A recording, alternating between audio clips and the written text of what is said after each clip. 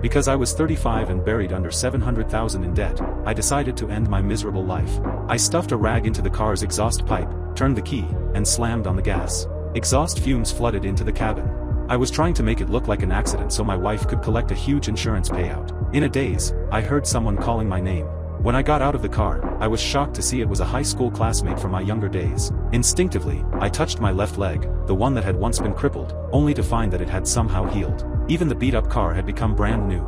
Looking at the face in the rearview mirror, I realized I might have gone back 20 years. As I walked across the school campus, everyone greeted me warmly, because at that time I was the brightest star on the team, the strongest football quarterback in the whole state. If nothing went wrong, would have a future with $1 million salary, and I would even marry the school beauty standing right in front of me and start a family. When I got to the locker room, I touched everything around me, staring in disbelief at every teammate I once knew. Just then, the coach found me and told me there were less than 3 days left before next week's state championship game, so I needed to get back to training right away. I remembered that game. In the final moments, I had helped the team win the championship, but my left leg was permanently disabled because of it, and my future was ruined from that day on. After being reborn, I stood on the field with my teammates once again. That long-lost reunion left me so overwhelmed that I could hardly adjust, and I even lost track of where I was supposed to be.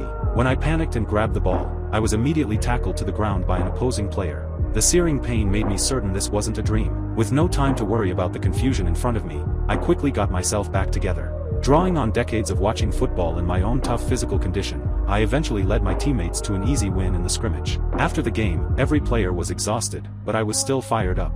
I found the coach and asked whether he could set up another game, but when the coach saw how excited I was, he suspected I was on performance-enhancing drugs. Son, don't make me start testing for drugs. Not before the biggest game this town's ever played. After the coach left, I suddenly saw my wife. She was still as clumsy as ever. I called out her name, but she didn't answer me and just looked at me in confusion. I knew that right now, she and I still weren't very familiar with each other. After school, my beautiful girlfriend came looking for me. At this point, she treasured me like I was made of gold. As she talked about our future together, I deliberately asked her what would happen if I got injured and couldn't become a professional player. Don't talk like that. You're not gonna get hurt, you're the best. Even though she said all the right things, I knew in my heart that this woman only cared about my promising future. The moment my leg got hurt, she would run straight into someone else's arms. After seeing my girlfriend off, I returned to the home I remembered. I ran my hand over the old dog lying by the front door. It was my childhood companion. Then my mother came out. Looking at her busy, worn-out figure, I remembered how she had died young from overwork. I could no longer hold back my emotions, so I hugged her tightly.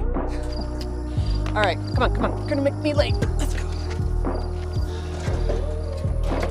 You look so beautiful.